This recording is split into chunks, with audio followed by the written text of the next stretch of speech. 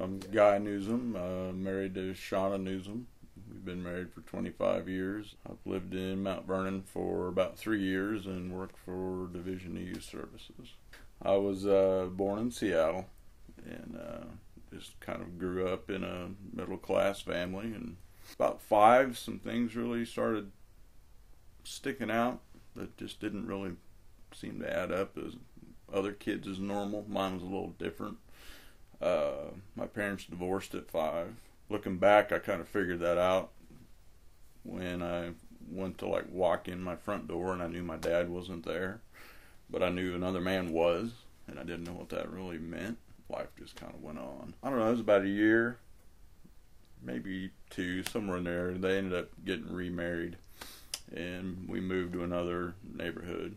There was a lot of drinking, a lot of violence in the home, a lot of just not very not very good things happening, a lot of yelling and just verbal abuse. My mom and dad fought pretty extensively. My mom used a lot of tranquilizers and drank a lot. I'd find her kind of passed out quite a bit. I remember my dad driving away and knowing he would never come back. I knew the argument was kind of the final one. I was old enough to know what that meant, and it was almost an instant rage, anger inside. I couldn't control. It was there, and I spent quite a long time venting all that anger. The anger was just built up so much. I just yelling, screaming, cursing, breaking things.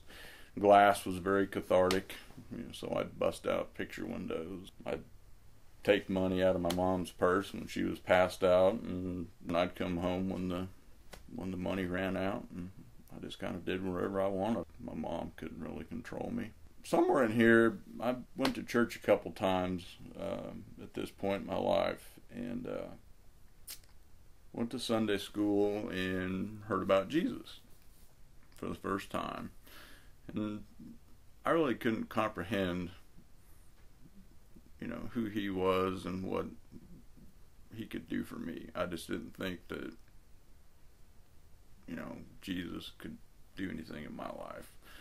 I was too mad, too hurt, too angry. I didn't understand really what that whole concept was about and what really love felt like. I was just used to violence and just a very unstable home growing up.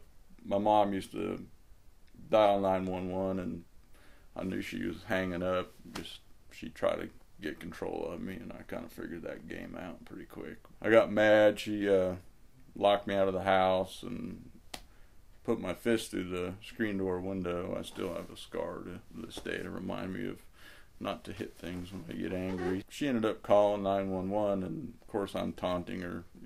I know you're not calling, but she ended up calling the cops, and they ended up taking me to juvenile hall. Went before the judge. He sentenced me to 6 months in foster care. That turned into I think a total of 3 years of being away from home. I was way out of control, violent. One foster home I was in one night. The sixth one I was in a year and a half. My first conversation with a lady it was a professional foster home, and she ran it, and her first words to me were that, I'm going to break you. And I let her know right off the bat, looked her in the eye and said, you'll never get that done. It was a year and a half battle of wills. Pretty serious physical abuse. Heard about God again. Saw the movie Crossing the Switchblade at a church, and again, hearing about God and Christ and salvation and love and just concepts that I just didn't understand. If he's allowed too much bad and too much hurt to occur, how's he gonna, fix me, or how do I even let that into my life? So I just kind of shut my heart off, and I just stayed just angry. Ended up, after a year and a half of being in that foster home, going back home to my mom. I got another stepdad. She had remarried. Just kind of the same environment over again. I started drinking, doing drugs, fighting, just tearing stuff up, vandalizing stuff. And we needed something, I'd just go steal it. If Mom said we needed gas to go to the store, I'd go siphon gas. If a battery went bad, I'd go steal a battery. That's just how we survived. And then here again, I'm having another man in our life that I don't get along with. He left for a pack of smokes or whatever, went to the store, never came back. That just rekindled a lot of that old anger and hurt. So I turned to doing drugs more and more. One of my friends accepted Christ and turned his life around, and he came over to witness to me one night. I literally told him to take his God and get out of my house. Didn't have any room in my heart for God, and really didn't feel like he could save me or would save me after everything that I'd been through in my life, and really just went back to running the streets and doing things my way, and just kind of dealing with all my own anger my own way, doing drugs and just staying numb. If I was going to make it, I had to go. I had to leave. That was pretty hard to kind of comprehend, knowing at that age that I'd leave home if I was going to make it and sever those ties with all the ones that I loved. My siblings ended up really going through a lot. I felt pretty guilty because they went through a lot of mental anguish and a lot of physical abuse, and I left. They couldn't. So I went from Seattle to Garden City, Kansas. Caught a Greyhound bus and met my dad after 14 years. Didn't know whether to really just punch him out or hug him. So ended up hugging him. The relationship was okay. I mean, we got to know each other, but it was never really on a level that I was looking for. If he was going to be my dad, he would have been around. I ended up leaving there and going to Nevada, trying to just find my way. Tried to make it. Didn't make it. Went back to Washington, back to my mom. Again, didn't work out. So I said goodbye, and that was the last time I ever saw her. Ended up coming back to Kansas. But came back to go to truck driving school, basically just to kind of burn out and just say the heck with everything and just give up.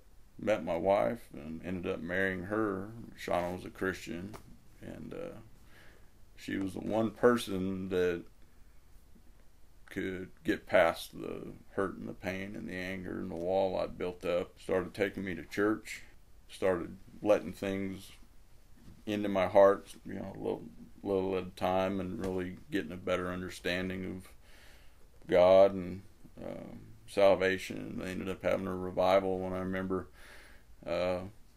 singing praise and worship songs, and something came over me like just a flood. God just told me it's time to stop running and let me in. Recall just getting up, and preacher took me in the bathroom, and we just started praying, and I asked God to come into my heart and take control of my life. It was just a very powerful experience. All that hurt, the anger, everything was just gone. I was probably 21 years old at this time. Finally felt peace.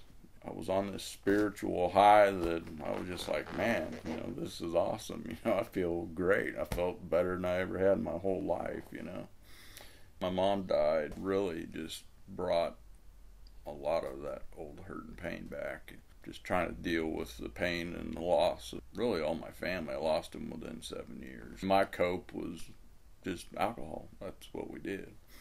That's how we dealt with our problems. That's how you dealt with anything. Just grab a bottle. I thought, God had left me. And I don't know, it really confused me. I didn't know how to make sense of that. Got out of control. That old 9-year-old kid came back, and I started tearing stuff up. Really did a lot of things as a husband and father I'm not proud of. Looking back, God didn't leave me. I left God. I turned away from God. I didn't have a foundation to build from. Relationship wasn't there. I just thought I was going to live on this spiritual high forever, and life was going to feel that way every day. I went back to what I knew. Reached a point where Shauna had enough. She kicked the bedroom door open one night and told me, that's enough. You're going to stop drinking or I'm gone. So here I am, at risk of losing the one person that I let into my heart and the one person that, I loved. And I was at risk of losing everything. So that was a very big wake-up call and a turning point. I was trying to reconnect with God, and I didn't know how to do it. I was reading books. I was listening to, Christian radio. I'm trying to go to church, and I'm hearing these words, and I'm hearing people preach, and I just couldn't figure any of it out. There was something missing. So I kind of figured some things out in my own mind and my own heart, and really kind of put my stamp of approval on that, and felt like I was good. I was a much better father. I wasn't drinking anymore. I was a nice guy, basically working and providing for my family. Knew I accepted Christ, and I was gonna just, I was leaning on what I figured out, and I was pretty okay with it.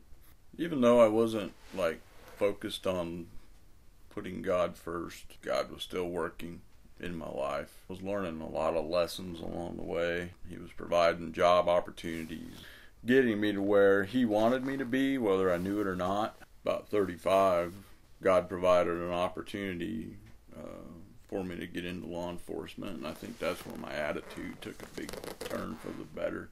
Didn't qualify, had a GED, and that's it, no college, and ended up having some doors opened, and it just seemed like God would put me in a job that would give me just enough experience to get into the next step and the next step. Educationally at DYS was not qualified, but He opened those doors up, and I think my past and my experience, I think that's where God wanted me all along. So I just kind of continued on, just living my life, taking care of the kids at work, trying to teach my story without getting real personal, to help hundreds of kids change their lives and just see real miracles happen for other kids. But yet, I was neglecting the one area of my life that needed the most attention, and that was my focus on God and my relationship with God. I ended up coming here, Kingsway, and the first sermon was Genesis, the new beginning. I think that was meant for me on that day at that time. I got hit right between the eyes and got hit right in the heart. Went up front, prayed with Trevor. Just let him know I can't do this on my own anymore. Really, it just boiled down to we weren't putting God first. And we weren't committed all in. We were not focused on putting God first in every area of our life. Prayed with Trevor that day, as I said. Turned everything back over to God. Repented everything and just said, look, I can't do this anymore. This is all turned over to You, and gave it all over to God. Every problem, financially, medically, whatever, we just turned it over to God. I don't know how to describe how I felt when I was baptized here, but that was just an awesome feeling. We aren't any better.